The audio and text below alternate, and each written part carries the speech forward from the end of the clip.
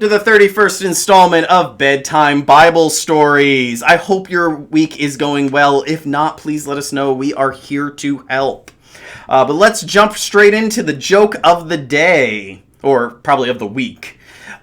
What do mathematicians do after a snowstorm?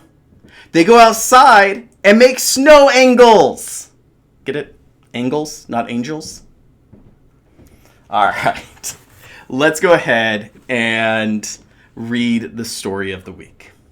One night, Jesus went to dinner at an important leader's house. The important leader invited his important friends. They were all just sitting down to eat when a woman walked in. She was not invited, but everyone knew who she was. "Who does she think she is?" one guest whispered. "How dare she?" The woman was a big sinner and everyone knew it. It was easy to see, after all, she had broken the rules and done a bad thing. The woman walked straight up to Jesus. She was carrying a very expensive perfume. Now, the thing about perfume back then was it didn't come in bottles, it came in jars. And the jars were made out of precious stone, like alabaster. But here's the catch. The jars didn't have a lid or a stopper or anything. So the only way you got the perfume out was to break the jar. Once you broke the jar, that was it. You had no more. Most people didn't use the perfume because it was so precious. They just kept it on the shelf and saved it for only the most special occasions. So you see, this perfume was her most precious thing in all the world. It was her treasure. The woman knelt down before Jesus like he was a king. She held Jesus' feet in her hands and started to cry. Her tears fell onto Jesus' feet, washing them. She kissed his feet and dried them with her long, dark hair. And then she did something strange. She broke the jar and poured the perfume all over his feet. Everyone gasped. What a waste! Over someone's feet? Such expensive perfume?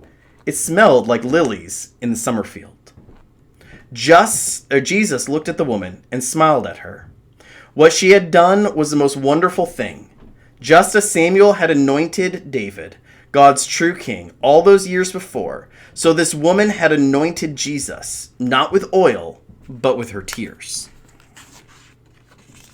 The important people were cross. They thought Jesus should not be kind to this woman, that this woman was a sinner. They grumbled. "We're the good ones." And it's true, they did look good from the outside after all. They were keeping all the rules. But Jesus could see inside people. And inside their hearts, Jesus saw that they did not love God or other people. They were running away from God. And they thought they didn't need a rescuer. They thought they were good enough because they kept all the rules. But sin had stopped their hearts from working properly. And their hearts were hard and cold. "This woman knows she's a sinner," Jesus told them. She knows she'll never be good enough. She knows she needs me to rescue her. That's why she loves me so much. You look down on this woman because you don't look up to God. She is sinful on the outside, but you are sinful on the inside. The important people shook with anger. Jesus turned to the woman and smiled. "Your sins are forgiven," he said. "You trust me, and God has rescued you." "Who does Jesus think he is?" the important people whispered. "Only God can forgive sins." They didn't believe Jesus was God's son. The more Jesus loved people and helped them, the more the important people and the leaders hated him. They were afraid people would follow Jesus instead of them. They were jealous and angry. Angry enough to kill Jesus.